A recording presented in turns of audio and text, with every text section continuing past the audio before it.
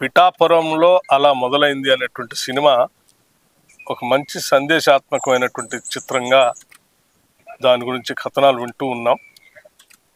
ముఖ్యంగా యువతకి సమాజంలో ఎలా ఉండాలి, మన సంస్కృతి ఎలా ఉంది, కలిసి ఎలా ఎదగాలి కుటుంబ సమేతంగా అనేటువంటి సందేశాన్ని కూడా స్పష్టంగా తల్లిదండ్రులు ముఖ్యంగా ఎట్లా గౌరవించాలి, వారి అభిప్రాయాలను ఎట్లా తీసుకోవాలి, అవన్నీ కూడా మీ ఎదుగుదలకు ఏ రకంగా ఉపయోగపడతాయో కూడా మంచి సూచనలు చెప్పేటువంటి ఈ సినిమాని అందరూ చూడవలసిందిగా కూడా విజ్ఞప్తి చేస్తూ ఉన్నాను. పిఠాపురంలో అలా మొదలైంది. ఎలా మొదలైంది సినిమా చూడండి తెలుస్తుంది.